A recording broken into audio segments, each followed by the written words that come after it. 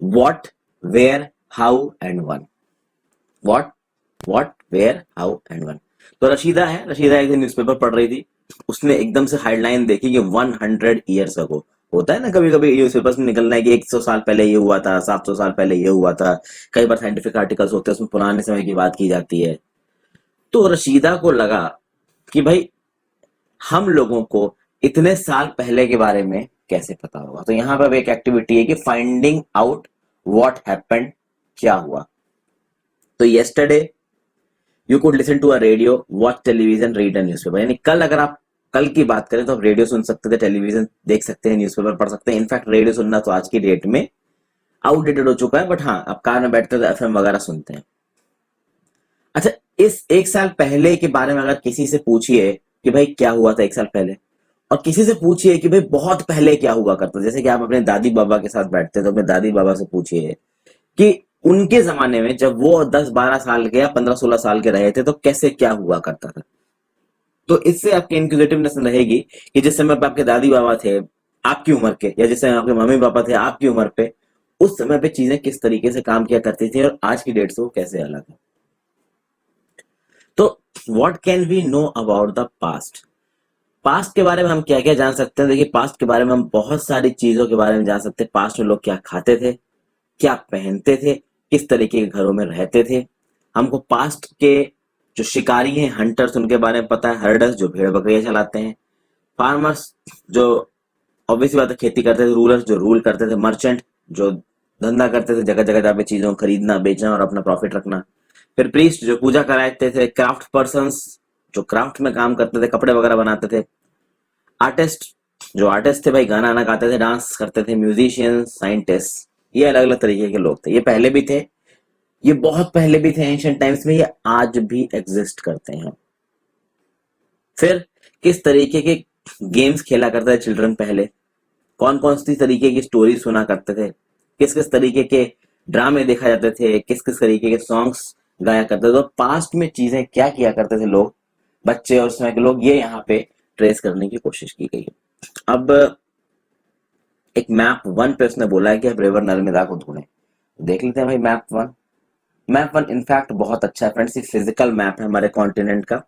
ये है हमारा प्यारा भारतवर्ष। यहाँ पे आपको ये नर्मदा रिवर नजर आ रही है, जो यहाँ से चल रही है, चलती चलती चलती चलती चलती चलती जाके ये अरेबियन सी में गिर रही है।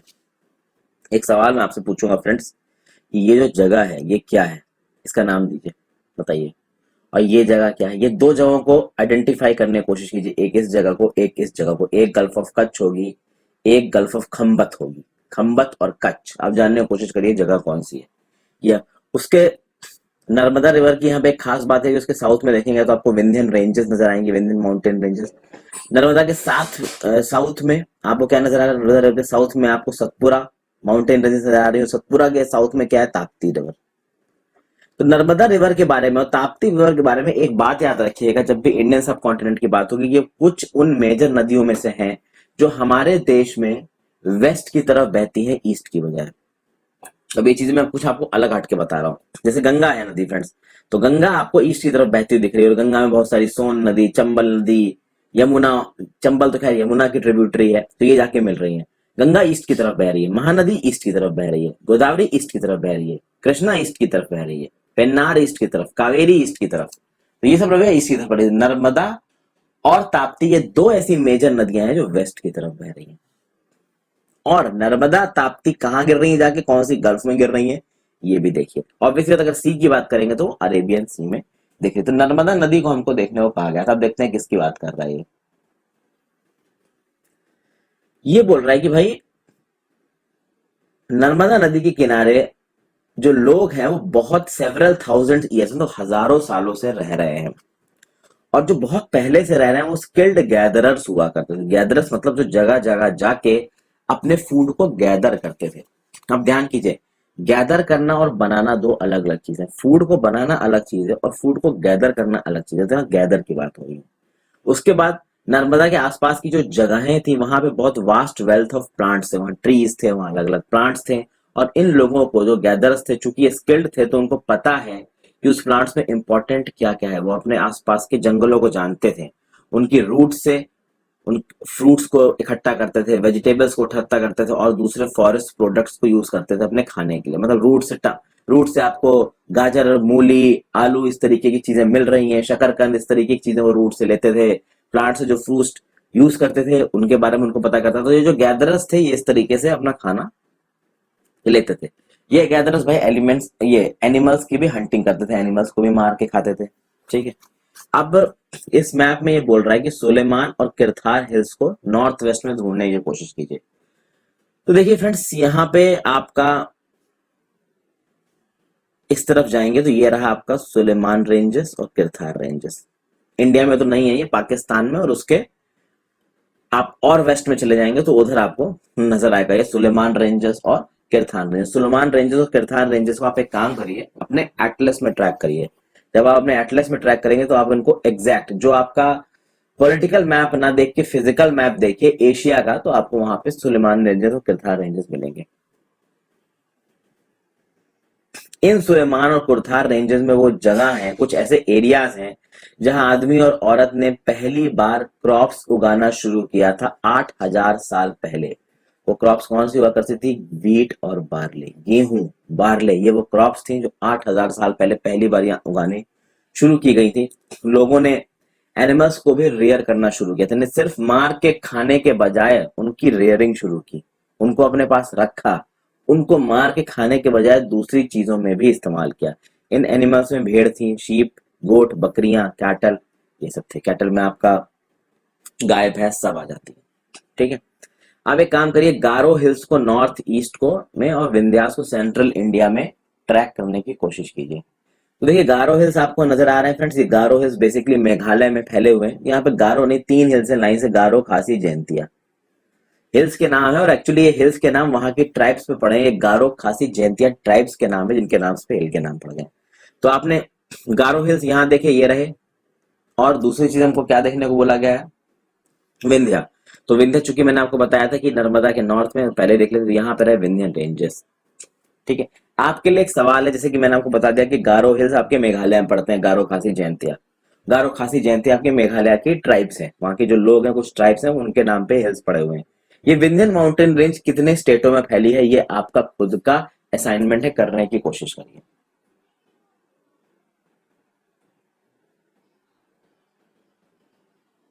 आगे चलते हैं। There were some of the other areas where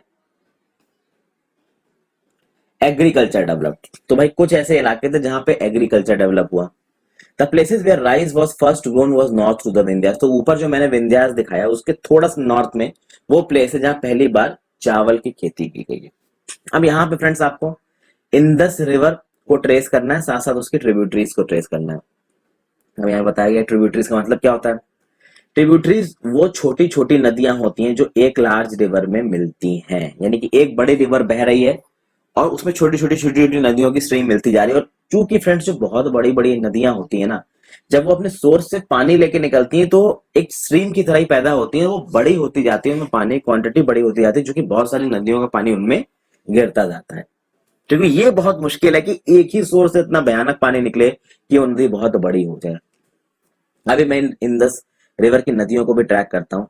तो 4700 साल पहले, अबाउट अभी से कहने का मतलब है कि 2000 एडी से आप मान लीजिए, अभी तो क्या चल रहा है 2020 चल रहा है, तो 2000 एडी से मान लीजिए कि 4700 साल पहले कुछ अर्लीस्ट सिटीज इन नदियों के किनारे, इंडस और उसकी ट्रिब्यूटरीज के किनारे फ्लोरिश कर रही थी, बढ़ रही थी।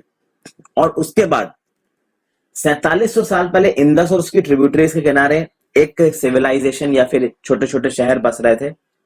और अभी से 2500 साल पहले ये छोटे शहर बसना शुरू किए गंगा के किनारे और गंगा की ट्रिब्यूटरीज के किनारे और बाकी सी के किनारे, सी कोस्ट के किनारे।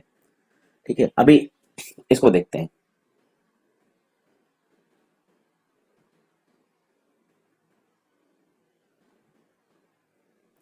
यहां देखिए फ्रेंड्स, ये इंडस नदी है, ये पाकिस्तान में बह रही है और पाकिस्तान के क्या नाम कराची से होते हुए जाके सीधे अरेबियन सी में गिरेगी। अब इंडस नदी तो इसमें है, इसमें और कौन की जुड़ रही है? तो झेलम, चेनाब, इंडस, रावी, बीस, सतलज। रावी, अगर आपने इंडस वाटर ट्रीटी सुना हो तो आपको पता होगा कि इंडस, चेनाब, झेलम इनका पानी पाकिस्तान को अलॉटेड है। रावी, बीस, सतलज, इनका पानी इंडिया को अलॉटेड है। इंदस, ये जो आपकी इंदस वाटर ट्रीटी है 1960 उसके अकॉर्डिंग, खैर वो एक अलग टॉपिक है। तो ये जो इंदस नदी है इसमें झेलम का पानी, चेनाब का पानी, रावी, बीस, सतलज, सबका पानी गिर रहा है, कहाँ जाके गिर रहा है? पाकिस्तान में। और ये तो कुछ इंपॉर्टेंट नदियां हैं, और भी छोटी छोटी ऐसी और सी नदियां हैं फ्रेंड्स जिनका पानी इस इंदस नदी में गिरता है। तो आज से लगभग 4700 साल पहले इन नदियों के किनारे एक बहुत बड़ी, आप कह सकते हैं कि सिटीज डेवलप्ड हुई थी। नदियों के किनारे छोटी छोटी सिटीज डेवलप। यहाँ पे अगर आप गंगा की बात करोगे फ्रेंड्स, तो गंगा जैसे जैसे आगे बढ़ती जाएगी उसमें यमुना गिरती है, यमुना में और छोटी छोटी चीजें नदियां गिरती हैं। गंगा में आगे गया तो सोन नदी इसमें गिरी। तो गंगा अलॉन्ग इट्स वे बहुत सारी ट्रिब्यूटरीज गंगा में गिर रही। तो गंगा की ट्रिब्यूटरी यमुना हो गई, सोन हो गई। एक एग्जांपल दे रहा हूँ कि गंगा की ट्रिब्यूटरी यमुना, सोन हो गई। अब यहाँ पे मैं आपको एक एग्जाम पूछना चाहूंगा आपसे कि आप बताइए मुझे फ्रेंड्स, डिस्ट्रीब्यूटरी क्या होती है? कुछ सवाल मैं आपको दे रहा हूं ताकि आप एक इंक्विजिटिव माइंडसेट लेके चले। तो ट्रिब्यूटरी तो आपको पता चल गया, एक नदी जो दूसरी नदी में गिर रही है। डिस्ट्रीब्यूटरी क्या होता है ये आप पता करने की कोशिश करें। आगे चलते हैं। तो जैसे मैंने वहां पे आपको गंगा और उसकी ट्रिब्यूटरी दिखाई, Son. In ancient times the area along these rivers to the south of Ganga was known as Magadh, जो कि आज का प्रेजेंट डे बिहार है। अभी सब कुछ मैं आपको मैप पे दिखाऊंगा। इस मगध के जो रूलर्स हुआ करते थे बहुत पावरफुल होते थे। इन्होंने बहुत बड़ा एम्पायर्स बनाया। और ऐसा नहीं है कि मगध का ही एक अकेला एम्पायर बना, kingdoms were also setup in other parts of the country. हमारे देश के दूसरे भागों में भी किंगडम सेटअप हुए हैं, चाहे वो साउदर्न इंडिया हो, चाहे सेंट्रल इंडिया हो, ईस्टर्न वेस्टर्न कहीं पे भी हो। इसको आपको मैं दिखा देता हूँ यहाँ पे। देखिए फ्रेंड्स, यहाँ पे अगर आप इसको देखोगे, गंगा नदी बहरी बहरी बहरी, यहाँ पे कहीं पे आपका बिहार का स्टेट आता है, बिहार। जाके आप अपना इंडिया का पॉलिटिकल मैप देखें तो उसमें आपको बिहार स्टेट नजर आएगा। ये जो बिहार का इलाका है, और आज का जो प्रेजेंट डे बिहार नहीं है, केवल उतना नहीं हुआ करता था उस समय का मगध। उस समय का मगध एक बहुत बड़ा इलाका हुआ करता था। अशोक के टाइम पे तो इंडियन सब कॉन्टिनेंट का एक बहुत मेजर हिस्सा अशोक के कंट्रोल के अंडर था। इनफैक्ट उसका राज अफगानिस्तान तकसीला तक जाता था। ठीक है, तो ये मगध के रूलर्स काफी इंपॉर्टेंट रहे हैं, ये याद रखिएगा।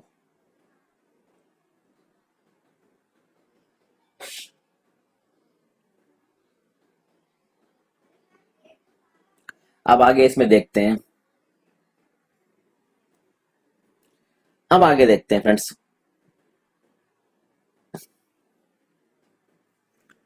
हमने देखा है कि पीपल ट्रेवल करते हैं from one part of the subcontinent to other. जब ये सब कुछ चीजें हो रिवर्स रिवर्स, उसके बाद जो लोग जब यहाँ पे बसना शुरू हुए, शुरू में आपने देखा कि लोग इंदस और उसकी नदियों के किनारे, उसकी ट्रिब्यूटरीज के किनारे बसे, फिर बाद में गंगा की ट्रिब्यूटरीज के किनारे बसे। तो धीरे धीरे इनमें से कुछ ऐसे लोग होंगे जो एक जगह से दूसरी जगह जाने की कोशिश कर रहे होंगे। तो जब ये लोग एक जगह से दूसरी जगह जाने की कोशिश कर रहे होंगे, तो क्या ऐसा तो है नहीं कि उनको सपाट मैदान मिल गया होगा। बहुत जगह पे इनको पहाड़ मिले होंगे, बहुत जगह पे बड़े बड़े हिल्स मिले होंगे हिमालयाज में, फिर रेगिस्तान पड़े होंगे, नदियां पड़ी होंगी, सीज पड़े होंगे। और उस समय पे जनरली डेंजरस होती थी, क्योंकि उनको पता ही नहीं होता था कि वो सही जा रहे हैं गलत जा रहे हैं। लेकिन ये मैन और वुमेन लाइवलीहुड की तलाश में एक जगह से दूसरी जगह जाते थे। कभी कभी तो एक जगह से दूसरी जगह कुछ और वजह से जाते थे, जो कि नेचुरल वजह होती थी। जैसे कहीं पे बाढ़ आ गई, कहीं पे सूखा पड़ गया, तो सूखा पड़ गया तो सारे पेड़ पौधे सूख गए। बाढ़ आ गई तो सब कुछ बह गया, तो ऑब्वियसली बात है वहां से हटना पड़ेगा। इन कभी कभी तो ऐसा होता, आप सोचिए फ्रेंड्स, रिवर्स अपना कोर्स शिफ्ट करती रहती हैं डिपेंडिंग अपॉन द फैक्ट कि पानी कितना है। जैसे मान लीजिए एक रिवर बह रही है, ये सब कोर्स एकदम से बाढ़ आ गया, लोग यहाँ रह रहे हैं, तो रिवर का पानी ओवरफ्लो करेगा, सब कुछ बहा ले जाएगा। ठीक है, तो फ्लड्स आ जाते थे, ड्रॉट्स आ जाते थे, ये सब नेचुरल चीजें हैं। फिर कभी कभी जो आदमी है वो आर्मीज में चलते थे, दूसरी जगहों पर कॉन्कर करते थे। जब हिस्ट्री, आप एंशिएंट हिस्ट्री देखेंगे, मिडिल हिस्ट्री देखेंगे, वैसे तो आप मेरे चैनल पे जाके देख सकते हैं, मैंने इनकी प्लेलिस्ट बना रखी है और सब कुछ एक्सप्लेन कर रखा है। तो वहां पे देखेंगे जो आर्मीज है वो एक जगह से दूसरी जगह जाती थी, तो इसलिए लोग ट्रेवल करते। बहुत सारे मर्चेंट जो सामान को लेके एक जगह से दूसरी जगह जाते थे, वहां पे जाके बेचते थे। बहुत सारे रिलीजियस टीचर्स, मॉन्क्स हुआ करते थे, बुद्धिज्म मॉन्क्स, जैनिज्म मॉन्क्स। जब इस्लाम का प्रचार हुआ, लोग प्रचार प्रसार करने के लिए village to village, town to town जाते थे और रुक के लोगों को एडवाइस देते थे, उनको सिखाते थे और उनको अपने धर्म में आने के लिए प्रेरित भी करते थे। तो इस तरीके की चीजें, कहने का मतलब यह है कि इन वजहों से लोग एक जगह से दूसरी जगह जाया करते थे। और फिर एंड में कुछ लोग सिर्फ एक जगह से दूसरी जगह ट्रेवल के पर्पस से जाना शुरू हुआ। तो आज की डेट में टूरिज्म नहीं है फ्रेंड्स, टूरिज्म हमेशा से था। इब्न बतूता एक बहुत बड़ा टूरिस्ट था, वो ऐसे समय पे घूम रहा था। आज की डेट में बहुत लोगों को टूरिज्म का शौक होता है, लोग इधर उधर जाना पसंद करते हैं।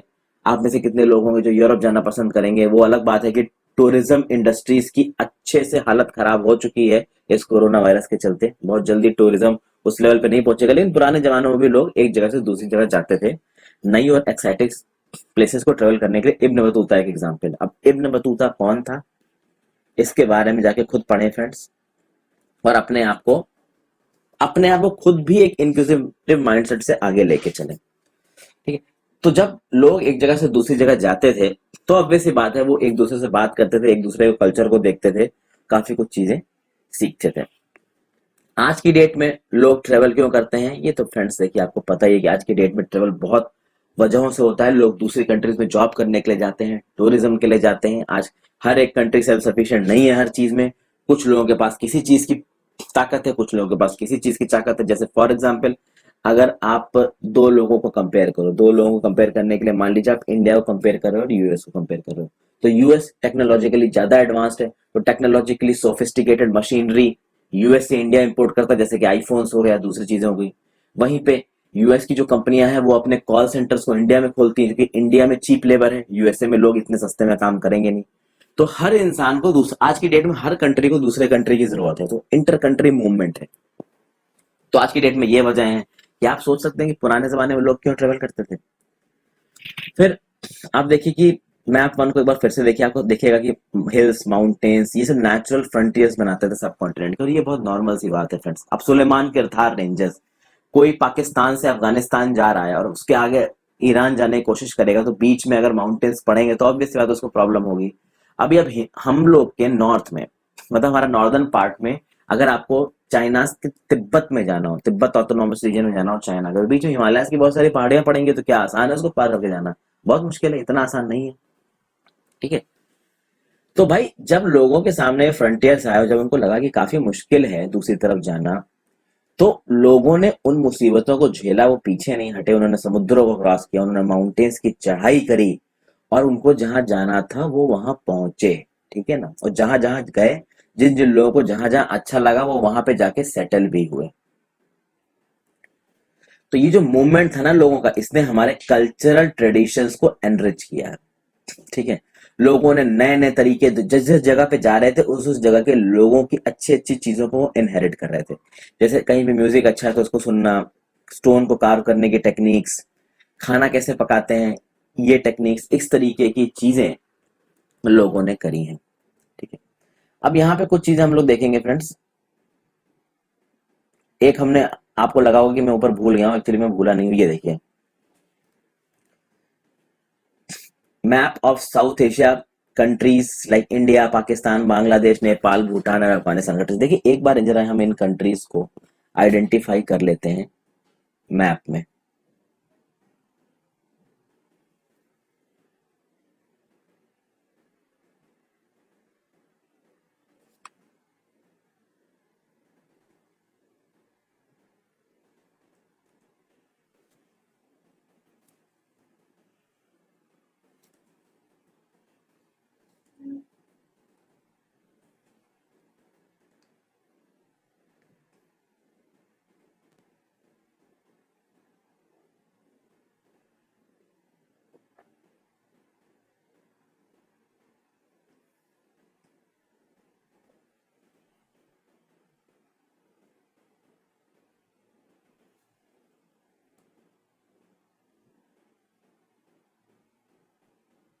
यहाँ देखिए फ्रेंड्स, ये हमारा प्यारा भारत है। मैप भारत का गलत दिखा रखा है, भारत का कुछ हिस्सा पाकिस्तान में दिखा रखा है, पाकिस्तान ऑक्युपाइड कश्मीर को पाकिस्तान का पार्ट दिखा रखा है। तो देखा जाए तो एक मैप गलत है इंडियन पर्सपेक्टिव से। तो यहाँ पे कुछ कंट्रीज आपको नजर आ रही है, इंडिया है, इसके इधर देखिए ब्लू वाली स्ट्रिप जो है वो नेपाल है। ठीक है, ये येलो स्ट्रिप में पूरा इंडिया नजर आ रहा है, इधर आपको बांग्लादेश नजर आ रहा है। यहाँ जाएंगे तो यहाँ पे आपको बर्मा नजर आ रहा है। इसको पूरे नॉर्दर्न पार्ट में ये पूरा आपको चाइना दिख रहा है। इस तरफ आ जाइए, पाकिस्तान है। पाकिस्तान के और ऊपर चले जाएंगे तो अफगानिस्तान है। पाकिस्तान के वेस्ट में और अफगानिस्तान के वेस्ट में ये वाला जो कंट्री है जो पूरी यहाँ नजर नहीं आ रही है वो है ईरान। अफगानिस्तान के ऊपर यहाँ पे आपको तुर्कमेनिस्तान, अफगानिस्तान की थोड़ी सी बाउंड्री उज्बेकिस्तान के साथ भी लग रही है, और अफगानिस्तान के जस्ट इस ऊपर आपको तजिकिस्तान भी दिख रहा है। तो ये कुछ कंट्रीज हैं, बस मैंने आपको मैप दिखाया है कि भाई इस मैप को आप समझ लीजिए, इससे आपको हल्का फुल्का आइडिया लग जाएगा और कौन कौन सी कंट्रियां दिख रही है इस मैप में। तो आपको यहाँ पे नीचे श्रीलंका भी नजर आएगा फ्रेंड्स। ये देखिए यहाँ रहा आपका श्रीलंका। अब हम आते हैं यहाँ पे वापस अपने,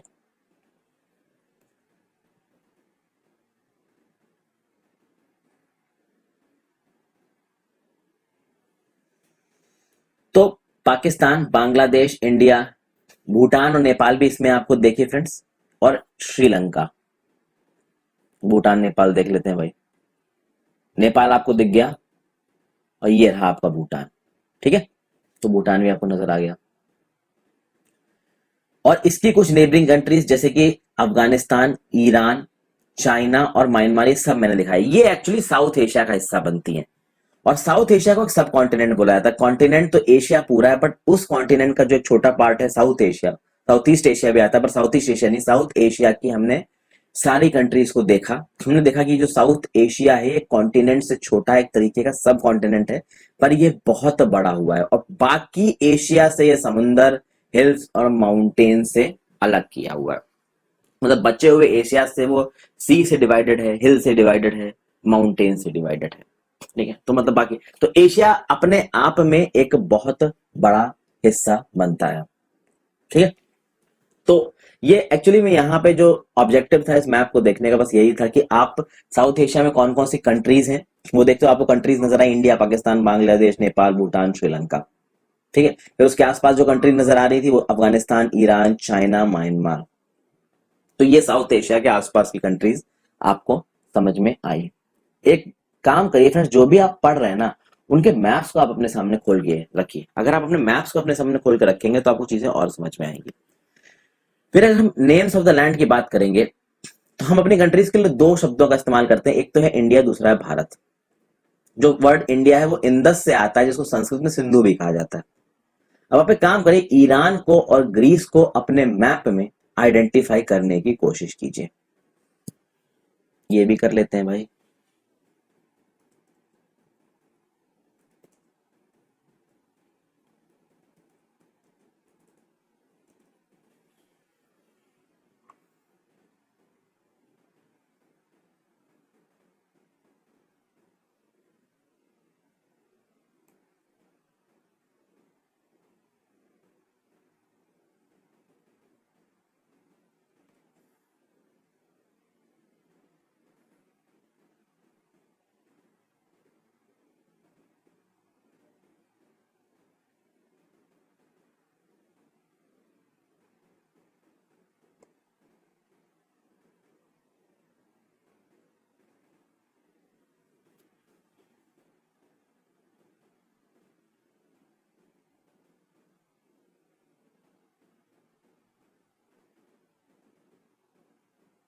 यहां देखिए फ्रेंड्स, आपको ईरान कहां नजर आ रहा है, ये रहा ईरान। ठीक है, दिस इज ईरान फ्रेंड्स, ध्यान दीजिए जहां पे मैं कर्सर कर रहा हूं, ये ईरान है। इंडिया यहाँ है, इंडिया से अगर आप इस तरफ आएंगे तो पाकिस्तान देखिएगा, पाकिस्तान के ऊपर अफगानिस्तान, पाकिस्तान की वेस्टर्न बाउंड्री ईरान की, ईरान बहुत बड़ी कंट्री आपको नजर आ रहा है। ईरान से और थोड़ा आप वेस्ट की तरफ जाएंगे, ईरान के नॉर्थ वेस्ट में टर्की आएगा। टर्की आपका एशिया और यूरोप के बॉर्डर पे है। और टर्की के ऊपर जाएंगे तो ये रहा यहाँ पे आपका ग्रीस, ये ग्रीस है। तो क्या ईरान और ग्रीस आपस में बाउंड्री शेयर करते हैं? नहीं करते हैं। यहाँ पे मैप्स आपको नजर आ रहा है फ्रेंड्स। ठीक है, इस मैप के दो चीजों को करने की कोशिश करिए, आजकल तो सब कुछ अवेलेबल है। तो ये कि जो ईरानियंस थे, जो ग्रीक्स थे, वो आपके नॉर्थ वेस्ट से आए लगभग 2500 साल पहले इंडिया में। उन्होंने इंडिया को बोला हिंदोस और इंडोस। इनको इंडिया के बारे में पहले से पता था, इंदस के बारे में पहले से पता था। वो लोग बोलते थे कि land to the east of the river Indus, यानी land to the east of the river Indus को इंडिया बोला जाता था। और नेम भारता उस ग्रुप ऑफ पीपल के लिए इस्तेमाल किया जाता था जो कि north west part of the Indian subcontinent में रहा करते थे, और जिनका मेंशन ऋग्वेद में है। ऋग्वेद क्या है?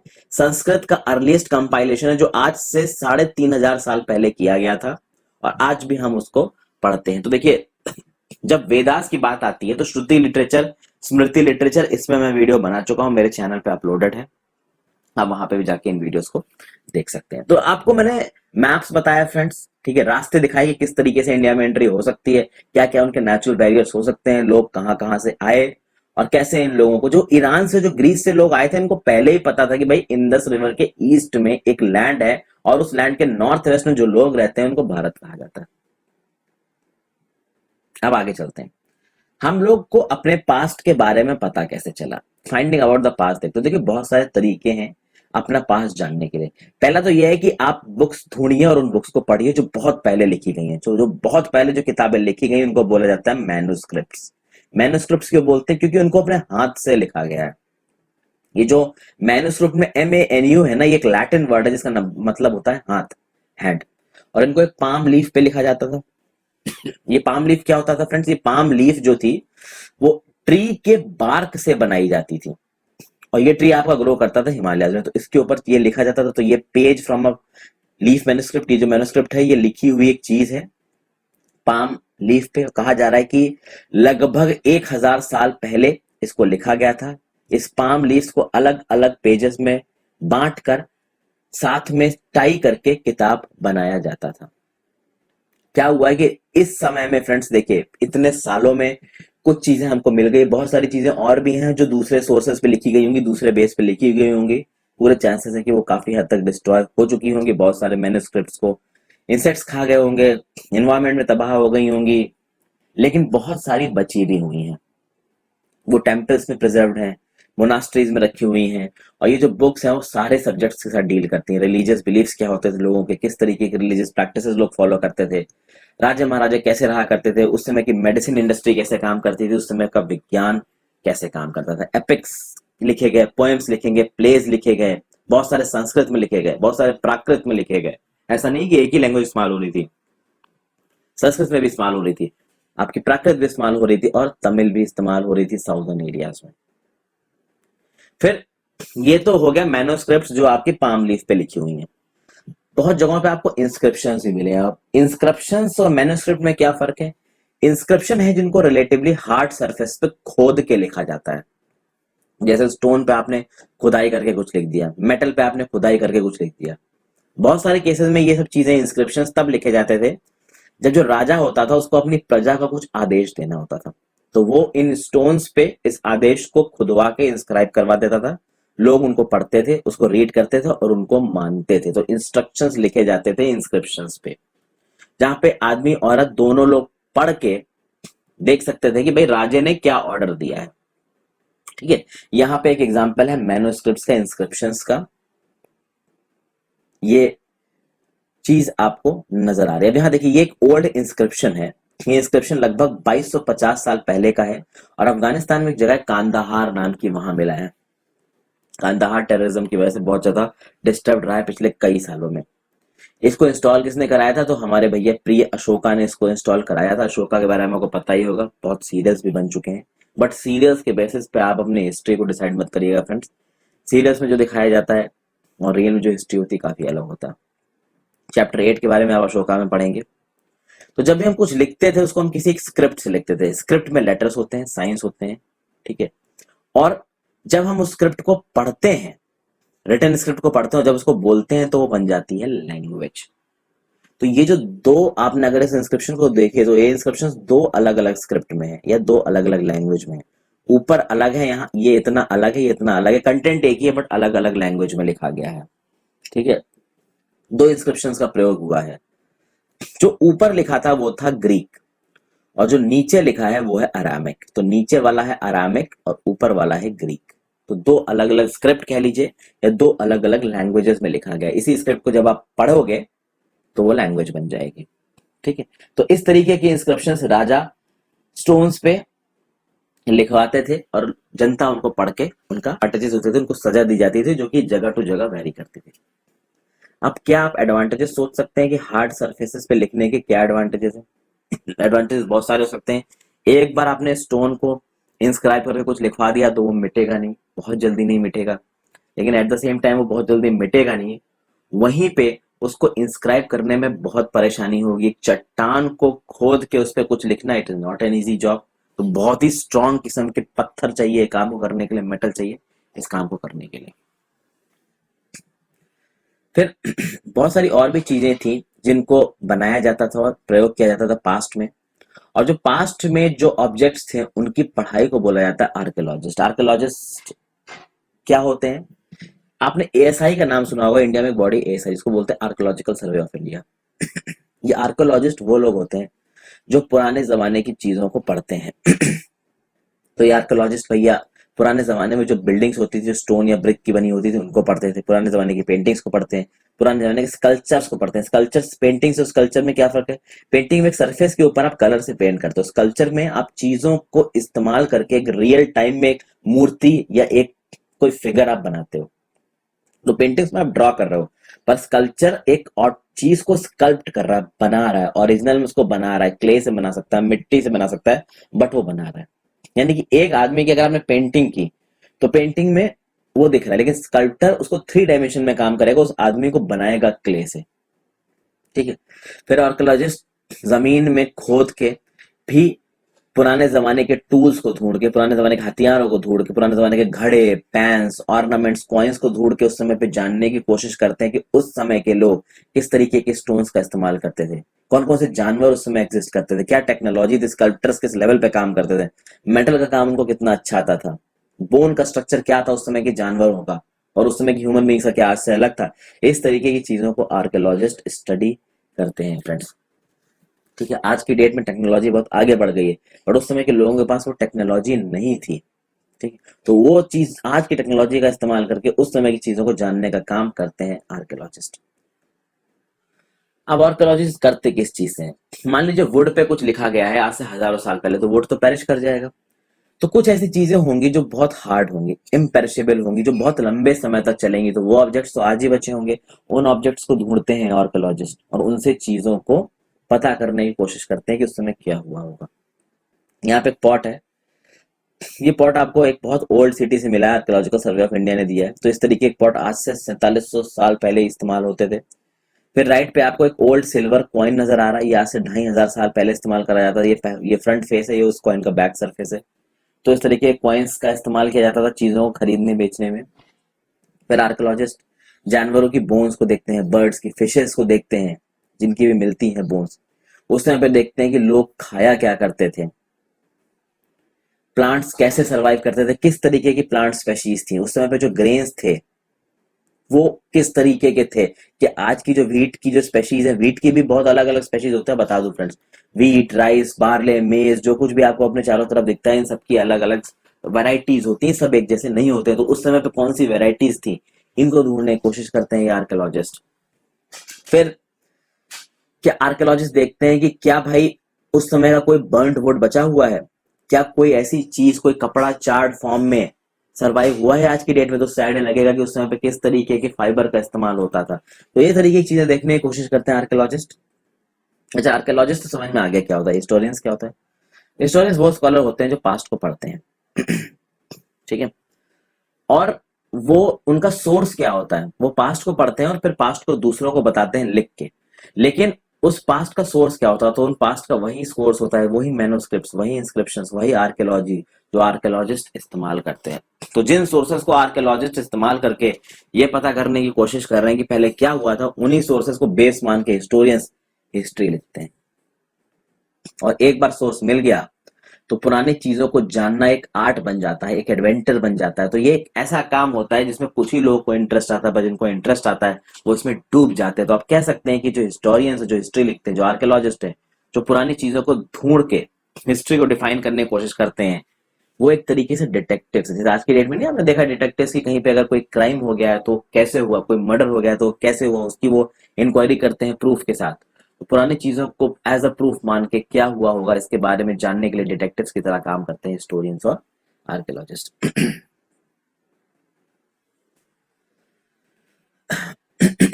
अब अवर वन पास्ट या मैनी, यहाँ पे अपने इस बुक का टाइटल देखा होगा अवर पास्ट, और अवर पास्ट देखा है हमने। तो ये पास्ट नहीं है, पास्ट है, पास्ट प्लूरल होता है। तो पास्ट का प्रयोग प्लूरल में इस चीज पे अटेंशन लाने के लिए किया गया है कि जो पास्ट है वो अलग अलग लोगों के लिए अलग अलग होता है। उस समय के लोगों में जो हर्डर्स थे, जो भेड़ बकरियां चलाया करते थे या जो किसान का काम करते थे, उनकी जिंदगियां उस समय के राजा और रानियों से अलग होती थी। उनकी जिंदगियां उस समय के जो मर्चेंट्स थे उनसे अलग होती थी, उस समय के जो क्राफ्ट्समैन थे, जो स्कल्प्टर्स थे, आर्टिस्ट थे, उनसे अलग होती थी।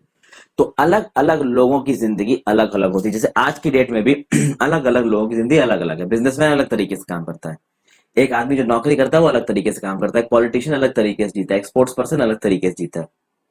इन लोगों के लिए भी जो उस समय मर्चेंट्स थे, क्राफ्ट्स पर्सन थे, राजा महारानियां, हर्डर्स, फार्मर्स, इनकी जिंदगियां अलग थी। तो इनके लिए हिस्ट्री भी अलग है, इनके प्रैक्टिसेस, इनके कस्टम्स अलग अलग हुआ करते थे उस समय पे।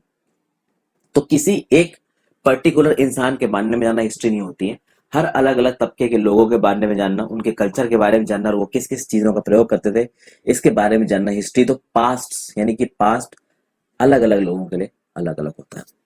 ठीक है, ये एक चीज आपको क्लियर होनी चाहिए। Also it is true even today people follow different practice and customs in different parts. आज भी ये बात सच होती है कि हमारे इंडिया के अलग अलग हिस्सों में अलग अलग कस्टम्स और प्रैक्टिसेस को फॉलो किया जाता है। जैसे कि अंडमान एंड निकोबार आइलैंड्स में आप चले जाएंगे तो उनके बीहड़ जंगलों में लोग आज भी फिशिंग करते हैं, हंटिंग करते हैं, फॉरेस्ट प्रोड्यूस को इस्तेमाल करके वो अपना खर्च, वो अपनी गुजर बसर करते हैं। लेकिन सिटीज में जो लोग हैं, ऑब्वियसली बात है, वो फिशिंग हंटिंग से नहीं जी पाएंगे, तो उनको सप्लाईज ऑफ फूड चाहिए और सिटीज की सप्लाई ऑफ फूड तो गाँव से ही आएगा। तो इस तरीके के डिफरेंसेस पास्ट में भी होते थे, थोड़े अलग तरीके से होते थे, आज थोड़े अलग तरीके से। फिर हमको किंग्स के बारे में काफी कुछ पता है, उन्होंने कौन कौन से बैटल्स लड़े हैं उनके बारे में काफी कुछ पता है। क्यों? क्योंकि उन किंग्स ने अपने इन बैटल्स के रिकॉर्ड्स को मेंटेन किया है। जो भी जंग वो जीते हैं उन्होंने उस रिकॉर्ड्स को मेंटेन किया। जैसे हर्षवर्धन ने अगर कोई जंग जीती, उसने उस रिकॉर्ड को मेंटेन किया। अशोक ने कलिंगा वॉर में इतने लोगों का खून बनाया, उसका रिकॉर्ड मेंटेन है। लोगों को मारा कलिंगा वॉर जीतने के लिए अशोका ने। उस तरीके से और भी सतवाहना किंगडम ने, जिन जिन किंगडम्स ने ले लड़ाइयां की, बहुत सारे किंगडम्स ने उनके प्रूफ छोड़े हैं, रिटन प्रूफ। तो हमको आज पता है कि उस समय पे ऐसा कोई बैटल हुआ था। और किंग्स के बारे में ज्यादा हम लोगों ने क्यों पढ़ा है हिस्टोरियंस ने? देखिए, किंग्स के बारे में हिस्टोरियंस ने ज्यादा पढ़ा है। आप हिस्टोरियन के माइंडसेट से सोचिए, जो राजा है, राजा पूरी प्रजा पे राज करता है। तो अगर आप राजा के बारे में बहुत सारी चीजें जान लोगे तो पूरी प्रजा किस तरीके से काम करती है तो उसके बारे में हल्का फुल्का आइडिया तो लग ही जाएगा। लेकिन हिस्टोरियंस का काम ये भी जानना होता था कि उस समय पे जो ऑर्डिनरी पीपल थे, hunters, fishing pops, gatherers, farmers, ये कैसे जीते थे। प्रॉब्लम ये है कि hunters, fishing force, gatherers, farmers और हर्डर्स के बारे में पूरी तरीके से जानना पॉसिबल नहीं है, क्योंकि इन लोगों ने अपने जिंदगी का कोई रिकॉर्ड नहीं छोड़ा। ये अपनी जिंदगी में मशगूल थे, इनको तो बस जीना था, खाना पीना था। राजाओं के पास ये सहूलत हुआ करती थी कि वो जो कुछ भी करते थे उसको लिखवा लेते थे, पर इनके पास वो सहूलियत नहीं है।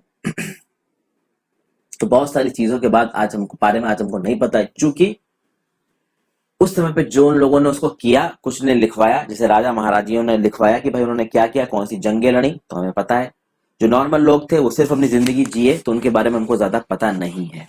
अब उस समय पे लोग कैसे जीते थे, जैसे अब अकबर के समय की बात कर लीजिए। अकबर तो बहुत लेटेस्ट की बता रहा हूं मैं, ठीक है। अगर आप अकबर के बारे में देखिए, 1556 से लेकर 1605 तक अकबर का रूल रहा है। एक एग्जाम्पल दे रहा हूं मैं आपको।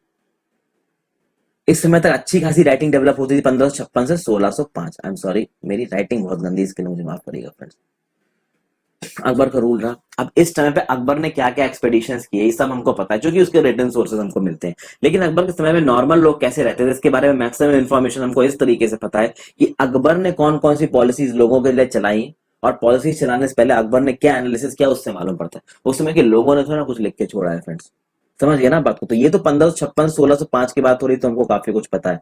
अगर आप बहुत पहले चले जाएंगे, गुप्तास के टाइम के बाद चले जाएंगे, 400 500 300 एडी में, हर्षवर्धन के टाइम पे चले जाएंगे 500 एडी में, तो हर चीज के बारे में पता करना थोड़ा मुश्किल हो जाएगा। अब हम देखते हैं कि डेट्स का क्या सिग्निफिकेंस है यहाँ पे। अगर आपसे कोई डेट बोले, जैसे फॉर एग्जांपल आज की डेट बोला जाए कि मैं ये वीडियो रिकॉर्ड कर रहा हूँ, कौन सी डेट है, तो आज है 18 अप्रैल 2020। तो मैंने क्या बोला, 18 तारीख अप्रैल महीना 2020 साल, ठीक है।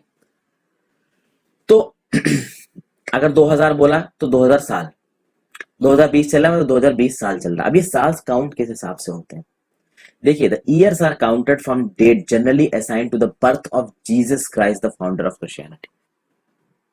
तो जीसस क्राइस्ट का बर्थ हुआ, तो फाउंडर ऑफ क्रिश्चियनिटी कौन थे, जीसस क्राइस्ट थे। तो जीसस क्राइस्ट के बर्थ के बाद से इन सालों को गिनना शुरू किया गया है, जिसको ग्रेगोरियन कैलेंडर बोला जाता है, जिसको आज की डेट में पूरी दुनिया में फॉलो किया जाता है। जो अगर मान लीजिए 2000 चल रहा है या 2020 हो रहा है, तो इसका मतलब है कि क्राइस्ट का बर्थ हुए, जीसस क्राइस्ट का बर्थ हुए 2020 साल बीत चुके हैं। और अगर आप जीसस क्राइस्ट के बर्थ से पीछे जाना शुरू होंगे तो फिर आपका बीसी आ जाएगा, बिफोर क्राइस्ट। तो आज की डेट में आप बोलोगे 2020 तो वो 2020 एडी होगा।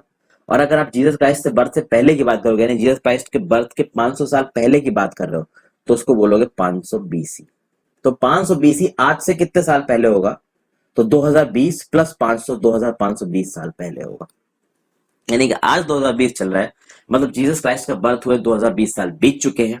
500 बीसी मतलब बिफोर क्राइस्ट का मतलब क्या है कि जीसस क्राइस्ट के बर्थ से 500 साल पहले, मतलब 500 बीसी। तो 500 बीसी आज से कितना साल पहले हुआ? तो जीसस क्राइस्ट की बर्थ को हुए 2020 साल हो चुके हैं, और उससे भी 500 साल पहले, तो दोनों को जोड़ दीजिए, 2520 साल पहले की बात हो रही है।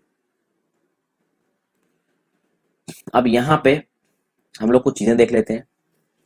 ये जो बीसी वर्ड है बिफोर क्राइस्ट की बात कर रहा है, यानी कि जीसस क्राइस्ट से बर्थ से पहले की बात हो रही है। एडी है वो एन्नो डोमिनी की बात कर रहा है, यानी जीसस क्राइस्ट के बर्थ के बाद की बात हो रही है। तो अगर 2012 साल के बाद की बात हो रही है तो उसको एडी 2012 बोलेंगे, और एडी 2012 मतलब जीसस क्राइस्ट के बर्थ को हुए 2012 साल हो चुके हैं। ठीक है। एडी को कभी कभी सीई भी लिखा जाता है, और बीसी को कभी कभी बीसीई भी लिखा जाता है। तो कहीं पे अगर आपको 2012 सीई दिख जाता है तो ये सीई और एडी एक ही चीज है, मतलब कि जीसस क्राइस्ट की बर्थ को हुए 2012 साल हो चुके हैं। और कहीं पे अगर आपको 800 बीसीई दिख जाता है, बीसीई का मतलब बीसीई है, यानी कि जीसस क्राइस्ट के बर्थ से 800 साल पहले की बात हो रही है। बीसीई को आप बिफोर कॉमन एरा भी बोलते हैं, और सीई को आप कॉमन एरा बोलते हैं। जीसस क्राइस्ट के बर्थ के बाद के टाइम को कॉमन एरा, और उससे पहले के टाइम को बिफोर कॉमन एरा कहा जाता है। आई होप चीजें आपको काफी सारी समझ में आई हो। अब हम लोग कुछ और चीजों पे ध्यान देते हैं फ्रेंड्स। हमने देखा कि कई कई जगहों पे हमको इंस्क्रिप्शंस मिले हैं हार्ड सर्फेसेस पे, और चूंकि ये हार्ड सर्फेसेस पे तो सेवरल हंड्रेड्स ऑफ ईयर इन्होंने सर्वाइव किया है। इसमें बहुत सारी स्क्रिप्ट्स, लैंग्वेजेस, साइन अलग अलग तरीके से मिलते हैं। तो इन लैंग्वेजेस को समझने के लिए डेसिफरमेंट नाम के एक प्रोसेस का इस्तेमाल किया जाता है। डेसिफर किया जाता है। तो ऑब्वियस सी बात है, आज हम इंग्लिश यूज कर रहे हैं तो इंग्लिश में ना उस समय पे यूज की जाती होगी फ्रेंड्स। कोई और ही भाषा होगी, उस भाषा को समझना जरूरी है। अब यहाँ पे देखिए बहुत सारे अलग अलग सिंबल्स एक एक अल्फाबेट के सामने लिखे हुए हैं। तो ये क्या है? यहाँ पे ये है फ्रेंड्स कि देखिए एक बहुत फेमस स्टोरी है डेसिफरमेंट की, जो इजिप्ट से आती है। इजिप्ट एक कंट्री है नॉर्थ अफ्रीका में। क्या मैंने आपको इजिप्ट का नक्शा दिखाया है? देखिए क्या कहीं आपको इजिप्ट नजर आ रहा है इस नक्शे में? ये रहा इजिप्ट, इसकी राजधानी कायरो, रेड सी यहाँ पे है और ऊपर मेडिटेरेनियन सी, तो ये इजिप्ट है। ठीक है। तो यहां से कहानी आती है। रोजेटा नाम का एक टाउन होता था इजिप्ट के नॉर्थ कोस्ट में। यहाँ पे एक इंस्क्राइब्ड स्टोन मिला जिसमें 3 अलग अलग लैंग्वेजेस में इंस्क्रिप्शंस थे। एक ग्रीक लैंग्वेज थी और 2 इजिप्टियन कोई स्क्रिप्ट थी, उसके 2 फॉर्म्स थे। तो जो साइंटिस्ट स्कॉलर्स ग्रीक पढ़ सकते थे उनको पता चल गया कि भाई किंग्स और क्वींस के क्या नाम हुआ करते थे। ठीक है। फिर उन्होंने जो इजिप्टियन साइंस थे उनको ग्रीक साइंस, मतलब कहने का मतलब है कि ग्रीक लैंग्वेज पता है लेकिन वो इजिप्शियन फॉर्म्स पता नहीं थे, और लिखी एक ही चीज है। तो ग्रीक वाली लैंग्वेज को लिखा और साथ साथ इजिप्शियन फॉर्म वाली लैंग्वेज को नीचे लिखा, और जो चीज जिसके लिए करस्पॉन्ड करती थी उस हिसाब से आपने ग्रीक फॉर्म से ये पता कर लिया कि उस इजिप्शियन फॉर्म में क्या लिखा है। कहने का मतलब ये है कि मान लीजिए अल्फाबेट दे रखे हैं PTOLM, किसी एक लैंग्वेज में ये सारे अल्फाबेट्स इस्तेमाल हो रहे हैं, और किसी दूसरी फॉर्म ऑफ लैंग्वेजेस में ये साइन इस्तेमाल हो रहे हैं। स्क्वायर है, सेमी सर्किल है, ये शेर बना हुआ है, यहाँ पे पक्षी बना है। तो आपको यहाँ पता चल रहा है कि देखिए ये जो साइन है ये अलग फॉर्म ऑफ लैंग्वेज है, जो नीचे है अलग फॉर्म ऑफ लैंग्वेज है। तो ये अल्फाबेट हमको पता है कि इंग्लिश के अल्फाबेट्स हैं, लेकिन ये जो ऊपर के साइन है ये हमको नहीं पता है। तो आपने अल्फाबेट्स के सामने जो साइन है उसको पकड़ा। ठीक है। उन साइन से आपने अल्फाबेट बनाई। तो किसी और जगह पे अगर आपको ये साइन मिलते हैं इस तरीके के, तो उससे आप अल्फाबेट बना के आराम से समझ सकते हो इन साइनों का मतलब क्या होता है। इसको बेसिकली डेसिफरमेंट का प्रोसेस बोलते हैं। बहुत सिंपल तरीके से मैंने समझाया। वैसे ये जो डेसिफरमेंट का जो प्रोसेस होता है बहुत ज्यादा ट्रिकी होता है, ये आसान नहीं होता है फ्रेंड्स। तो कुछ इंपॉर्टेंट डेट्स देखी। एग्रीकल्चर का जो शुरुआत है 8000 साल पहले हुई थी। जो फर्स्ट सिटीज थी इंडस की वो 4700 साल पहले आई थी। गंगा वैली में बहुत बड़ा राज उभर के आया मगध 2500 साल पहले। ठीक है। और अभी क्या चल रहा है? 2000 एडी चल रहा है, यानी कॉमन एरा चल रहा है, सी। अब देखिए ये जो ईयर्स है ना फ्रेंड्स, ये ईयर अलग अलग जगहों पर बदल जाते हैं, लेकिन चूंकि ये एनसीईआरटी का डाटा है तो आप इस डाटे को कोट कर सकते हो, चूंकि एनसीईआरटी का ऑथेंटिक डाटा। वैसे तो मैंने हिस्ट्री बहुत पढ़ाई है, मीडिवल, एंशिएंट, आप जाके मेरे प्लेलिस्ट में देखिए तो वहां पे जो साल हैं अलग अलग सोर्सेज में थोड़े बहुत वैरी करते हैं, आपको नजर आएंगे। जैसे यहाँ पे लिखा है बिगिनिंग ऑफ एग्रीकल्चर 8,000 साल पहले, कुछ ऐसे सोर्सेज मिलेंगे आपको कि आपको लगेगा बिगिनिंग ऑफ एग्रीकल्चर लिखा होगा 11,000 साल पहले, फिर कहीं लिखा होगा 6,000 साल पहले। मेहरगल कल्चर था, उसका जो टाइम है लोगों ने कुछ जगहों पे कुछ बता रखा है, कुछ जगहों पे कुछ बता रखा है। तो अलग अलग जगहों पे अलग अलग टाइम पीरियड्स का इस्तेमाल किया गया, बट आप एनसीईआरटी के डाटा को लेकर चल सकते हैं, तो ये जो इंपॉर्टेंट डेट्स है आप रख सकते हैं। तो आई होप ये वीडियो आपको पसंद आई फ्रेंड्स, पसंद आए तो वीडियो को लाइक कर लीजिए, चैनल को सब्सक्राइब कर लीजिए, मुझे इंस्टाग्राम पे फॉलो करके आप अपने डाउट्स को क्लैरिफाई कर सकते हैं। Thank you for watching this video friends, have a great day, good bye.